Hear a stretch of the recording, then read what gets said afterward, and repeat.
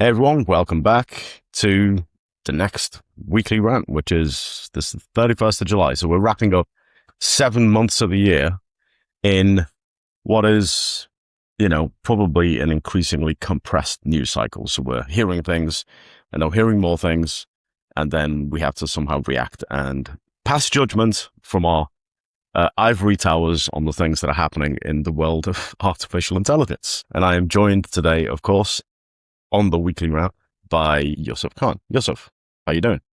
How's it going, mate? How's it going, everyone? Thank you for returning. Thank you for coming back and hearing what we're going to rant about this week. No surprise, it's going to be all AI. We're going to be very pointy about some specific things and hope to have a good chat. Yeah, let's do it. So let's start with the ongoing story, right? The ongoing story is my muscles are too big for my shirt, right? Which is all of the AI labs are doing the rounds saying, our model is so amazingly powerful that it broke out of containment. It's starting to sound like a caged tiger in a zoo, right? So everything is so powerful that we can't contain it.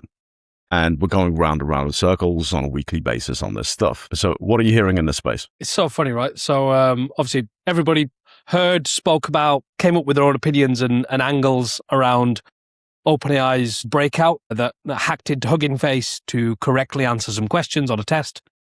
Now it turns out that OpenAI and the ChatGPT models did that again. I think another 4 breaches or breakouts it did. And then what do you know? Anthropic also followed suit and just, coincidentally, their models also broke out and were too strong to be held back. I mean, how much of this is stuff that we actually need to be concerned about around intelligence, having too big muscles to break out of the shirts and the cages that they've been put in, versus just user error, a bit of marketing, looking for the headlines, trying to create viral moments and the rest of it? I mean, is it just getting a little bit ridiculous? Is this where it stops? Do we suddenly now start hearing about, Grok hacking into Tesla cars and making them go faster? Like, where does this go? Where does this go, mate? So I'm reminded of 2 things. One's a serious thing and one's a less serious thing. And that is, I remember OpenAI at some point in the past announced that they were putting out effectively a consulting division to help big clients to implement things. And I wonder if there's something that is not being explicitly said around everybody needs our help with cybersecurity. So, we're going to come in and save the day. And I think they're preparing the ground a little bit for that. And the other thing they're potentially preparing the ground for is the competitive advantage in the market against, for example, Chinese models, the regulatory environment, and, trying to have a deciding vote in what happens on the regulatory side. There's lots of talk around open sourcing and things like that as well. So I think a lot of it is hype, but at the same time, I'm very skeptical of our models did something that we didn't instruct them to do, because usually these things are all instructed by people to go and do things, and you omit certain bits of information and it has to fill in the gaps. So I'm wondering how much of it is poorly thought through instruction from a human side versus how much of it is legitimate autonomy. And I think that the answer to that is probably none of it is legitimate autonomy. What do you think? So one of the funny points was, I think in the Anthropic debrief was effectively, we forgot to turn some permissions off, or we forgot to turn off that it has the access to the web. So some of this could just be user error. I mean, it's almost like when you ask or when you command intelligence to solve a problem or to complete a task, and this was your point, why are we then concerned when it completes the task and it just didn't do it the way that we expected it to do, or we didn't turn off all of those filters that we wanted to do? Now, the flip side of this, when you speak about things like the OpenAI deployment company or that division of the company that's now gearing up to say, hey, this is now the intelligence you're buying, but actually you need a suite of our special engineers and FDEs and whatever you want to call them to come in and actually make sure that we can set up and you can leverage these things properly. How much that very quickly just turns into, actually, we don't want your help. We want to run this in some sinister ways. And we want the AI to go and break rules and hack and do all the other things. So one side of it is obviously the enterprise, hopefully AI behaving itself and creating good value and creating good exchange, versus the other side is how much of this is just going to become more enticing for nefarious purposes and less legitimate intentions to say, look, if OpenAI's models can break out of controlled models and tests that OpenAI themselves are running, me as someone that just wants to make a quick buck or take advantage of a situation, can I do the same thing? So there's also the political angle, right? That we have to remember about AI sovereignty. And if they're announcing this stuff, what are the chances that China and the US are already trying to hack each other with some of these things? Well, the funny one, I don't know if you saw it, popped up on Instagram. You may have seen the meme of Jensen Huang, Jensen, CEO of NVIDIA. Yeah. I think he was at the White House, or there was some kind of an address going on, and Trump did what Trump normally does, and he goes, China doesn't have a chance against what the US is doing. Trump made his claims that the US is far and above leading everybody else, especially China, when it comes to AI and intelligence. And you just saw Jensen squirming in the back of the room. So yeah, I mean, there's going to be a lot of that tit for tat, but it's always been there, right? Yes, that's always been there. But the other point that you're making is, I'm reminded of the CEOs of old, right? Where they were very guarded with their language because everything that they were saying was effectively a market signal. And these guys, when they're going out and giving press conferences, I don't know how guarded they're being with their language, because a lot of what's being said is hyperbolic, or it is, crystal ball gazing, or, trying to make predictions about what other countries are doing that they can't see. And Jensen Huang, with his, the thing I saw was he gave an interview where he was saying that if he's got a $500,000 a year and they're not spending $500,000 on tokens or something like that, maybe it was $250,000, then they're not doing the job properly. And obviously the thing that I thought, and maybe I'm the eternal cynic in this, but the thing that I thought was an insurance salesman saying you need more insurance. Well, who would have thought, right? And somebody who's got a vested interest in selling compute or selling chips or selling access to reasoning models is obviously going to say, burn more tokens. Why aren't you burning more tokens? Spend more money with us. So there's a cynic in me that is looking at some of these CEOs who are going out and giving market signals and thinking either they're being overtly transparent in their attempts to play the capitalist markets, or they are lying. And I know it's a strong statement to make for, about a CEO of a company, but that's kind of where my mind goes when I hear these guys like Sam Altman and Jensen Huang, that what they're saying, it doesn't seem to be overtly honest. Thoughts? The point that you started with was every one of these CEOs has had media training. They've been in the public spotlight for a long time. They know how to give vague, neutral political answers. And some of them are choosing not to, right? And again, how much of that is, I think it's marketing. The more polarizing you can make something, the more people you're either going to attract or force away from you. But either way, you'd rather have people think and have strong opinions about you than just kind of not, right? And how attractive or how many headlines are you going to grab just being completely neutral, just being completely grey, versus saying some stuff sometimes, rightly or wrongly, that's going to make people think, or it's going to maybe scare someone, or it's going to kind of push people in those arenas. The funny thing is, there is obviously huge competitiveness between the two biggest labs, Anthropic and OpenAI. OpenAI has even announced that they're dropping the cost of Terra and Luna, their smaller frontier models, by 20 or 30%. Again, every message has to have been strategized. People know what the layers are going on around some of this stuff. Like, they know that there are layers to the depth of this thing. I'm going to say one thing today, knowing in 2 weeks' time we're going to release this, knowing in 3 weeks' time we're playing with this. Anthropic or somebody else has released something, so now what's my reaction to that? How can I steal more of the news cycle or the social media headlines versus other people? And I think a lot of it is just that. How visible can we make ourselves, and how much can we mute the other labs by saying crazy shit or crazy stuff? So does that mean we're entering a phase of the AI revolution where hype leads to revenue? Because in the past, hype hasn't necessarily, there's not really a direct link between those two things. You dominate the news cycle by saying outlandish things. More people buy your products. Is that true? I think so. Because hype feeds everything, right? When we think about social media and virality, the reason people want to go viral, or the reason organizations want to go viral, is again the same thing. The more you can get people to talk about you, the more front of mind you are, and hopefully that will lean more towards people using or purchasing your stuff. When we then couple that with some of these messages around the models breaking out of their shackles and their chains to go and do stuff, yes, it's kind of layered as a kind of negative to say, look, this is something we need to make you aware of. This is something we didn't know was going to happen.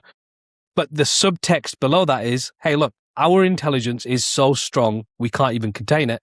So imagine what you could do with this. Imagine what this could mean for your business, for your whatever it is. So I think but it's a hopefully. It's a Yeah. hopefully, right? Because, and the reason I challenge that is like NVIDIA, for example, do not have a whole load of competitors in the market for what they do. So, and it's not really a B2C play either, right? It's not really a business that's to, enterprise or mid-tier play. They're selling almost exclusively to hyperscalers and labs. The OpenAIs and Anthropics of this world are selling B2C and B2B and B2G. So they're doing all of these things at the same time. Now, the work that I do and you do with companies who are embedding these technologies, nearly all of them, I don't think I've worked with, apart from the very small, like, one or two man companies that are one or two woman companies that are just trying to use Claude or trying to use ChatGPT. Everybody that's doing sort of serious enterprise work, they're building automations, they're looking at orchestration, they're looking at agentic, they're looking at their AI landscape, trying to integrate all of that within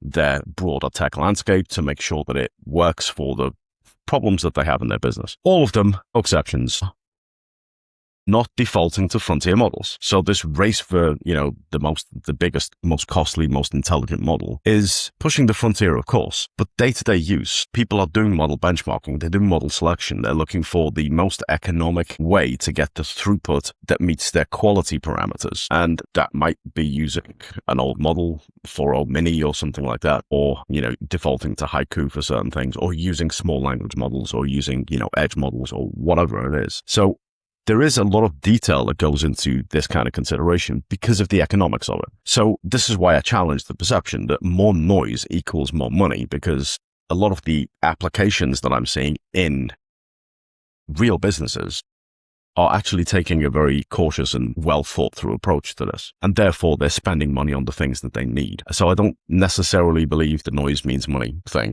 So now that might be true for investors, but in terms of revenue generated from clients, There are almost two lines I'm going to draw from this. First one is I think there's still a huge maturity gap between a lot of the organizations that I'm speaking and working with anyway. Probably only say around 20% or 30% at most actually understand and can make model decisions based on the actual work or complete of the workflows and the things that they're building and deploying.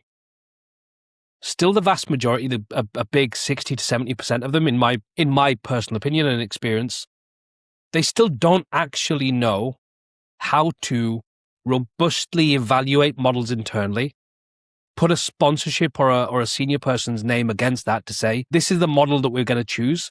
I'm making this decision because of A, B, and C, and this is how I'm going to defense that decision. So it's almost a lazy comparison becomes, oh no, GPT 5.6 or Fable 5 or Opus is the best model. That's what we should be using because everybody says use the frontier model for the high judgment, high stakes tasks. So I think there is a huge part of the market which is just falling back and adopting to the best model because they think that's what they need. The second line I want to draw this on is take you back many, many moons to when I was 17. I just passed my driving test.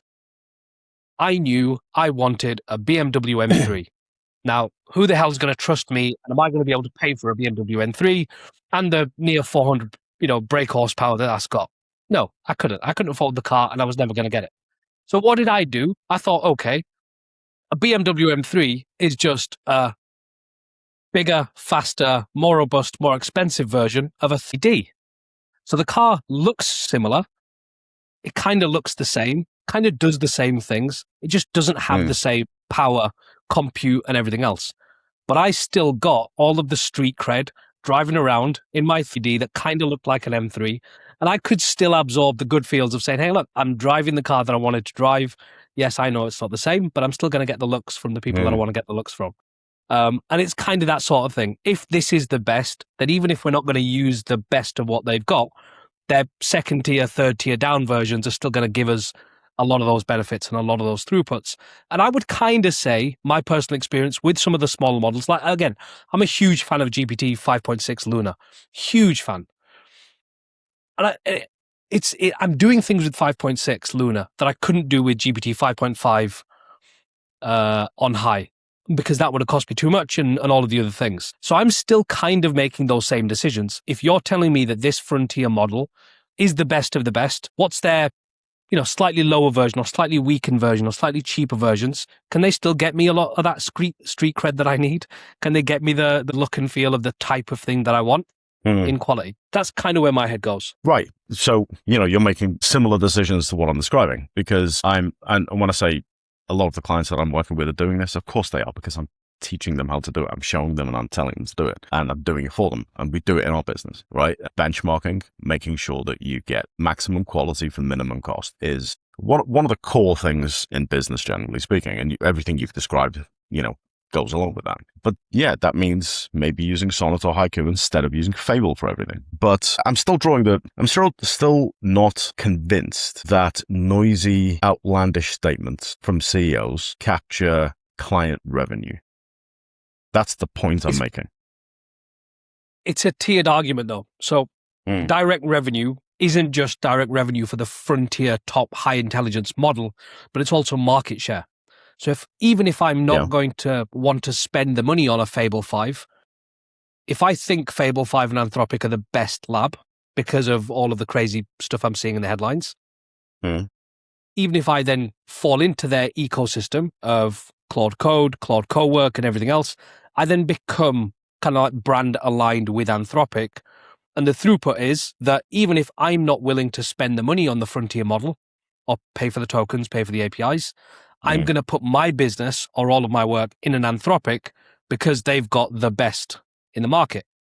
And I think that's where it comes from. So I don't think it's going to be direct revenue attribution to the most intelligent, crazy model. But I think it's more of that market share. And if we can just get people into our ecosystem, if we can get people using our tools and our products, because our version of the M3 is better than their version of the Mercedes C63. These are all cars, by the way. I think it's that kind of conversation. Fair enough. I mean, I make decisions on functionality and utility. Maybe not everybody does. Who knows? Right. Let's park the frontier labs kind of controversy and the posturing and the marketing and all of this stuff. I will sort of generally say that so I do a lot of speeches. We're coming to the end of the first half of the year where you have a summer break and there are no conferences and everybody goes on vacation across the world, pretty much across the European region anyway. And yes, the first half of the year, we've done basically 20 events, and nearly every discussion, somebody somewhere will agree that the market is moving too quickly. And the market is moving quickly in basically two areas for me. One is the point solutions that are wrappers that are not really useful for anything, but every vendor wants to push it down your throat. And the other one is the noise and the hype that's coming out of each of these labs on a regular basis. Don't know about you guys who are watching, don't know about you, Yousaf, but I like my tech to be boring. It does what it needs to do. And yes, I use Anthropic, but I also use Google.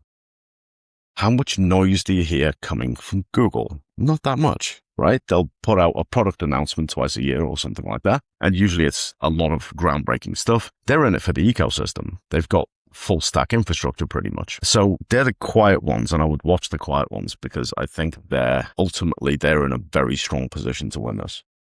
The funny thing is, I think I tagged you in a post, was it earlier this week or last week? There was an image on LinkedIn, people trying to take a dig or a kick at Google Gemini and Google. And the funny thing was, they were trying to, the image was all of the labs are about to start a race. They're all facing the right way.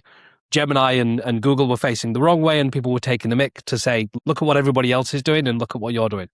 Now, the layered argument again, and what you and I both discuss and we obviously agree on, is that people don't understand. I still think the majority of people don't actually understand anything beyond the headlines. Like they don't actually understand the long-term chains and plays and momentum and what's going on behind the scenes, and where real strengths in real applications for real people and real businesses actually come from.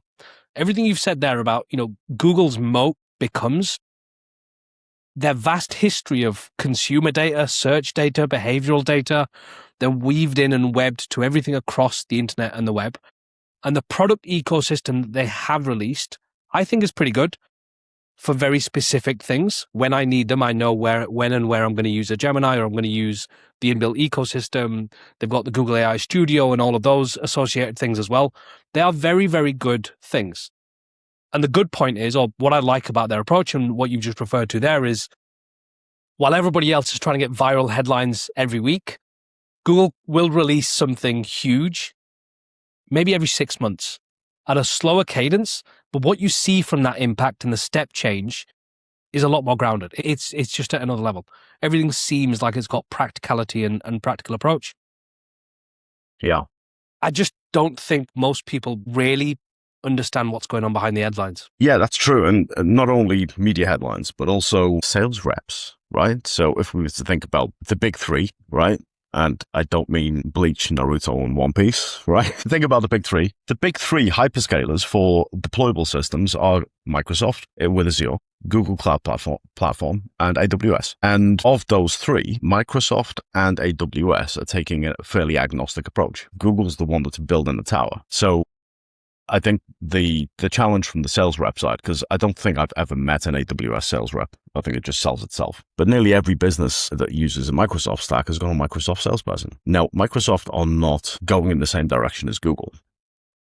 They're not building their own models. They're not shoring up their own compute, et cetera, et cetera. So there will be a big difference between these two in the future when it comes to enterprise, when it comes to organizations who are deploying things. But the message that I hear very frequently is Microsoft have somehow convinced enterprises that they're the only secure choice. And it always comes down to security. Why are you using Microsoft? Why are you not using AWS or Google? Security. Do we really think that one of these three is more or less secure than the others? I don't believe that. So there's something in the marketing on that side that's also pushing companies to make particular decisions. Is it security or is it just lazy decision making? Again, I don't know what the crazy stat is in what the top FTSE 500, something crazy like 80% are Microsoft-based organizations. That means they're using things like the Microsoft Office and Productivity Suite, as well as everything that goes behind that, Active Directory, Azure, and everything else.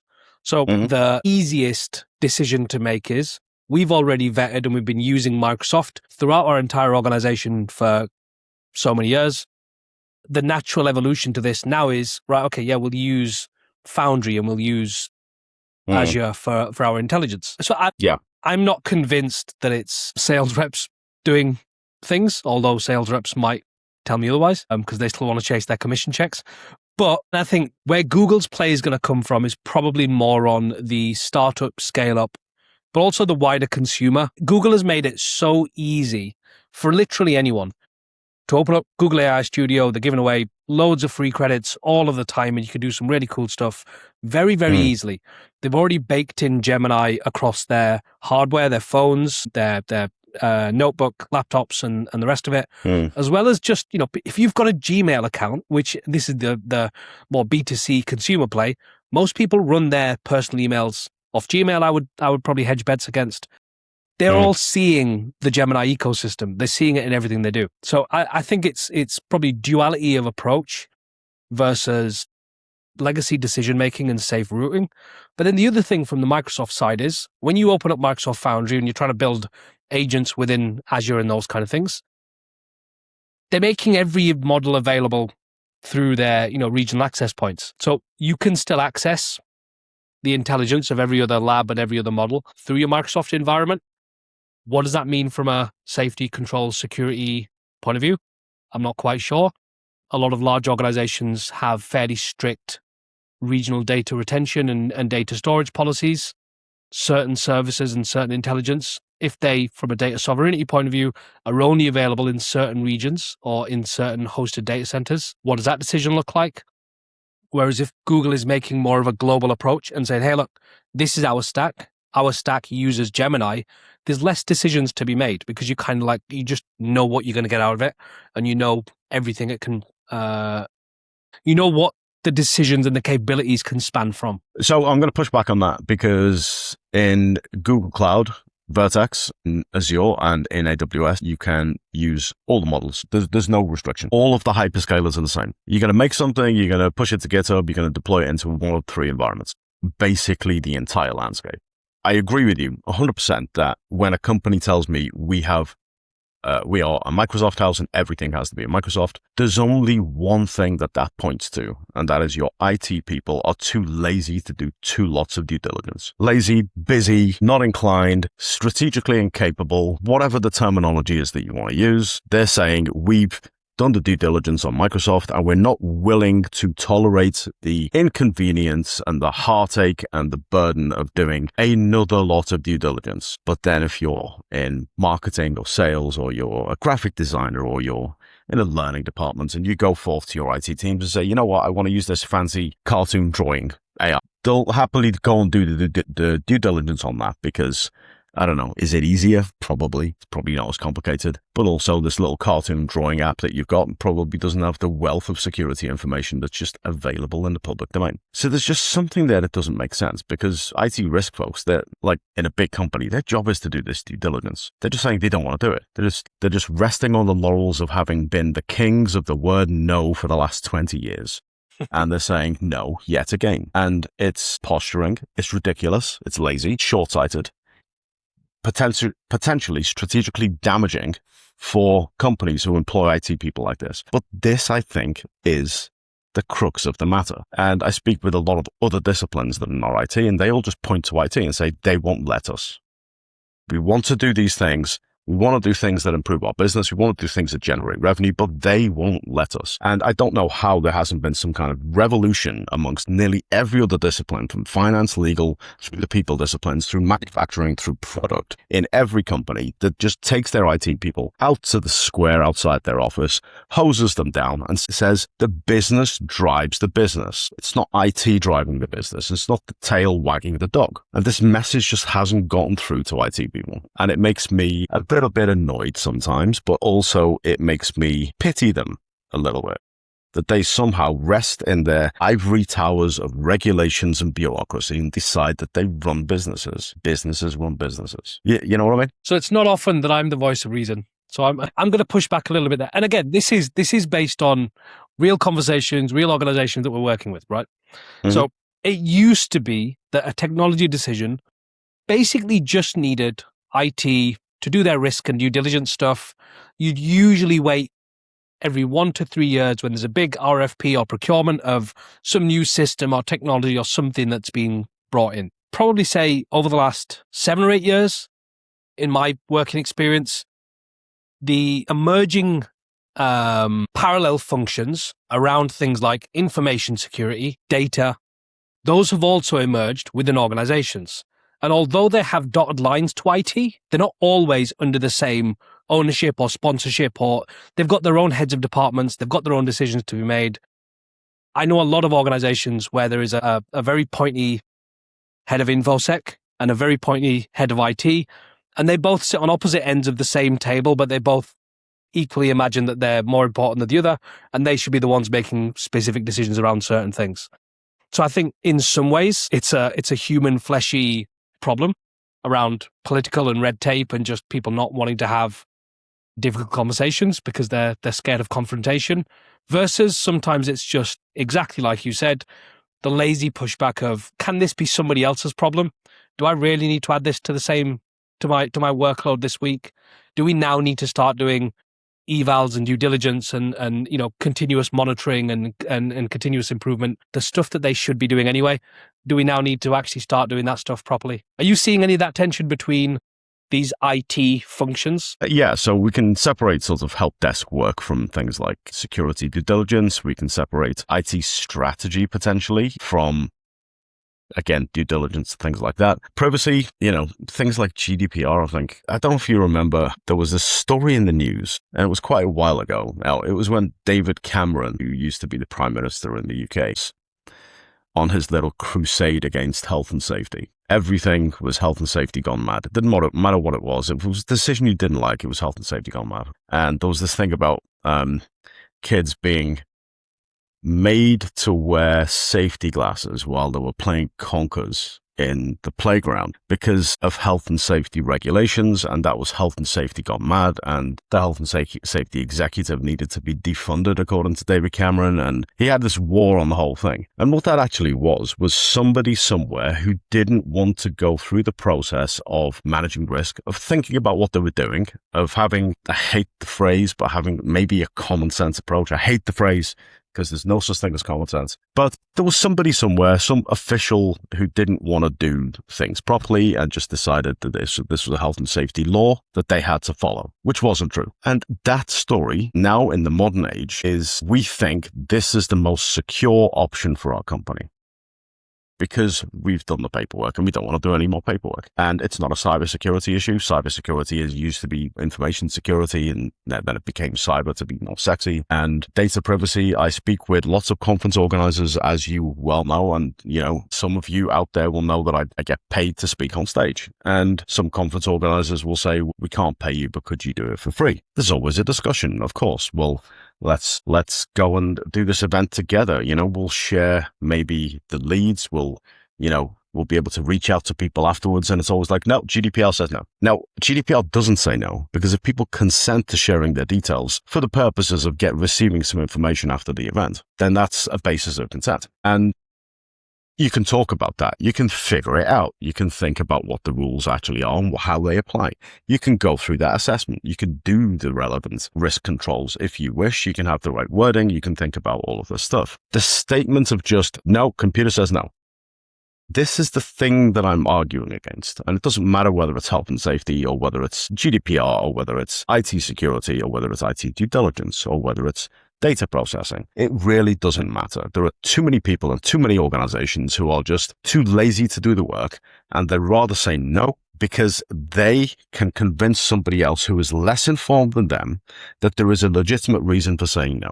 And I think if everybody just opened up, let's say, their minds just a little bit and decided that, you know what, all of us in this company, whichever company we're talking about, our role is to make the company more successful. And therefore, we should try and find a way to say yes, even if it requires a little bit more work, to the things that make the business move forward. Too many people are just sitting around in their offices with a cup of tea saying no all day. And I think it's, frankly, the last refuge of the uninformed and incompetent to do that. It's how much of this is it's just easier to say blanket no and then only have to do the work when something goes wrong, or when exec forces something down your throat. But I mean, we're seeing this unfold now, right? There is a huge chasm of difference between the organizations that are being agile, that are doing the things that they need to do, that are trying to push their businesses forward, and they're trying to adopt good practice, and they're trying to deploy common sense across the business first approach, versus those that just aren't, right? And I don't know how much of that is a will versus a skill issue, but I do think that needs to be discussed as well. I've spoken to a lot of IT banded professionals that have held senior IT roles for a long, long time, and their level of knowledge around what they're actually talking about when it comes to AI and frontier models and deploying and looking at security and even stuff like data processing from an AI specific point of view isn't where it needs to be a lot of the time. It's far easier just to say, hey, no, this is too dangerous for us.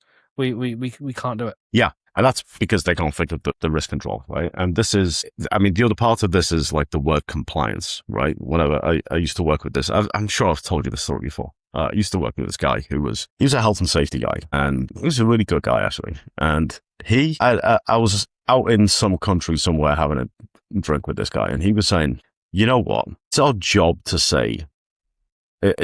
not to say no to the business for reasons of health and safety, but to find a way to appropriately identify and control the risk so that the business can move forward. That guy was, and this was, what was this, 2007, 2008, maybe, no, not that long ago, maybe 11, 12, 13, something like that. His attitude at that point was the attitude that I would expect from every support function. And I thought that was a great attitude. Not once did he use the compliance word. Not once did he ever say, the law says you have to do this. he was always on the side of saying that there's a reason we do these things. And the reason is this. And if you don't do it, the consequence is this. But you've got to manage the risk and the consequences so that you can do the thing that you want to do in a way that's controlled and you move. Imagine that. Imagine a health and safety department that is not saying this is the law and this is compliance. Now, cascade that across every other function, whether it's HR or learning, but bear in mind the compliance word needs to go, right? And what happened in that industry at that time was you would get, and I worked in that industry at that time, what happened in that industry was you'd get these folks who would just go on their first health and safety course and they come back and they'd be looking under the desk going, there's a trip hazard under the desk, right? You've got a cable there, right? Because they'd just been educated in all of these ways people can trip themselves. Have you seen Lemony Snicket's that film, right? That kind of thing. But they weren't mature enough to be pragmatic about things. And whenever I'm in any organization, and the learning industry is rife with this thing, of course, as is the HR industry, but people disciplines generally. Whenever somebody says the word compliance, my automatic thought process is you are too immature to know the reasons why you are doing something. So you're resting on an easy excuse to not have to do your job. And that's the train of thought that I'm applying to the IT profession when it comes to new technologies. Well, So I love the health and safety example you gave, because again, how much of this is the difference between, and I bundle everything back to performance and high performing people and those kind of things. You have high performing people that live in support functions and IT, HR, the rest of it, that can effectively balance and manage risk and innovation. This is what we should do because it's written down on a glossy piece of paper or it's in a document somewhere, versus this is what the business is trying to do. And these are the gates that we can, or the doors that we can squeak open a little bit to let the business move at the pace it wants to move at, to test and experiment with risk, all of these other things. It's our job then to weigh up, is the upside and the downside an effective comparison against risk and posture and everything else? Yeah. Now, some of this, when it comes specifically to the AI space, and I've spoken to HR and L&D teams that also think that they know about AI policy and governance and those kind of bits. I've spoken to IT people that think they know everything there is to know about AI policy and governance and bits. It's getting a little bit crazy, right? But I think it comes back to the distinction between something we've spoken about before, declarative knowledge and procedural knowledge. One is knowing about something. One is having the experience, having done the thing. And I think these are the points where now people have had a fairly cushy job in some of these support functions. Nothing has really changed in the last decade or so, I would say, from what these people fundamentally do. And now they're having to do things, they're having to flex muscles they've probably not had to ever really flex before. And especially then when we come to the enterprise argument, a lot of the times you bring in a consultancy or you bring in a specialist to go and do that part of the job for you anyway. Yeah. And you just sign it off at the bottom and you pay the budget and you release the funds. So I think a lot of it has to be tied into a lot of that around, is this something we've had to do before? Do we actually know how to do this? If I try and do this, am I going to be outed and am I going to have a finger pointed to me because I've either not done it properly or I've signed something off that opens us up to risk potentially? We don't have the budget right now to bring in an expert consultancy or whatever it is to come and do the job for me, which I can just sign off. Like it's getting pretty crazy. There was something, again, I'm going to point the finger at HR and HR for a second as well, because it's always fun to poke fun at our friends in the HR space. There was something on LinkedIn. Somebody posted a job advert about a founding AI engineer for an organization that was pretty big.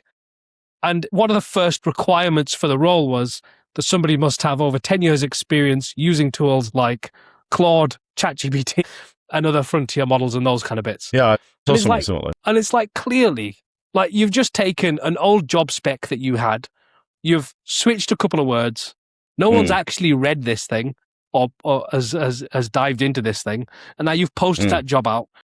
But the risk of that is you're trying to do the safe thing using job specs that you've used before that worked for whatever reason, but now the whole world is taking the mick out of you because you've posted something ridiculous in a job spec in a public forum. My signal is this organization has no clue what they're doing. They could have very easily just ran it through an AI, and AI would have spotted and said, hey, look, you're asking people to have 10 years experience in something that's only been publicly available for the last 3 years. Let's clean some of this up. Yeah, absolutely. And I had this conversation a couple of days ago or maybe yesterday with somebody in the HR space, and they said they're struggling to keep up. And I said, well, struggling to keep up with what? You're an HR person. I expect you to keep up with the world of HR. We're struggling to keep up with the world of AI. It's like, great, but you don't do that for a living. So why would you expect to be on par? And that was a light bulb sort of mic drop moment at that point, because yeah, keep up to speed with the thing that you do.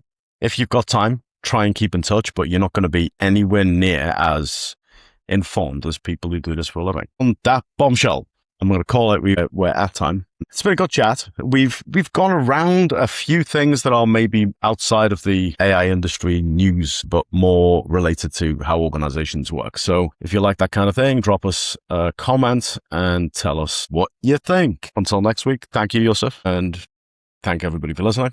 Would you like to say anything? Thank you very much. Yeah, no, thank you very much. You're going to see these clips come out on LinkedIn. One of the things that everybody's talking about on LinkedIn, just before we close the doors on this and walk away, is the new report AI slop button that's making its rounds. I think this is probably I think the way LinkedIn sees this is everybody's been complaining about AI slop on LinkedIn and LinkedIn not doing the things that they need to do. Hopefully, we'll see.